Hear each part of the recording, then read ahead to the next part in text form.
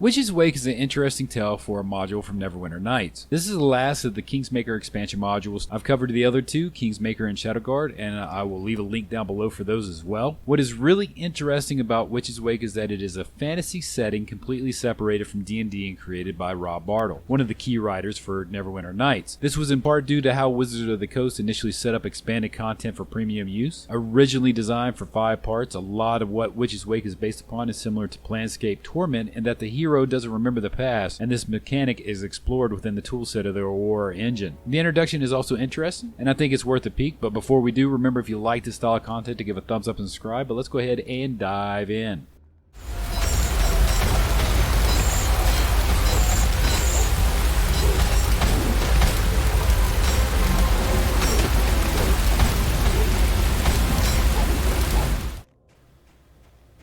There are so many interesting questions in that initial introduction that bring thought into what to expect walking into Witch's Wake. A short module being of about 2 to 3 hours, it presents itself well with a lot of choices to be made, with also some neat role-playing aspects thrown in for good measure. One thing I found interesting is that even after resting, you would be injured by an unseen hand. Unfortunately, this answer, like many of what Witch's Wake presents, go unanswered. As I stated earlier, this was originally designed for multiple parts, and here again, as with all the Kingsmaker DLC, it's pretty much left unfinished. At least in part there's a reason for this, as Rob was interviewed for Wild Surge, and all of it came down to an interesting take on licensing agreement within the content. All of which that changed direction while he actually worked on this project.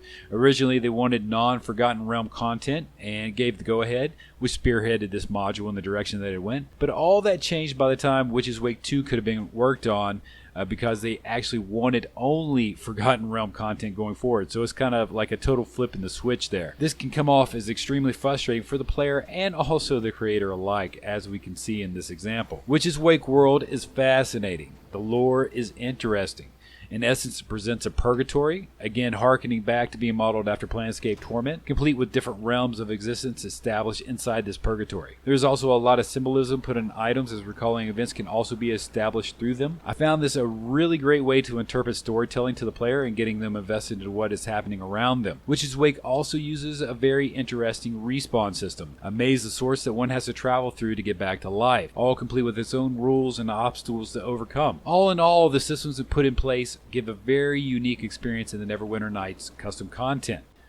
As for the review of the module, unfortunately it isn't really worth much of a play, except to see some of the interesting directions taken in the toolset design and see this world set up by Rob that may never see it finished. As Rob later spoke of in the interview, he also said that he has all the background information laid out for the next parts in the series, and it's really going to come down to if Beamdog or Wizard of the Coast ever want to pick up this particular world and continue it to see it to the end. All in all, Witch's Wake presents itself so well and opens so many questions that only fall short of ever answering any of them. Well, I'm going to go ahead and shelf this review as far as Witch's Wake and the Kingsmaker DLC to its entirety. So remember, if you like this style of content, to hit that sub button for more future content.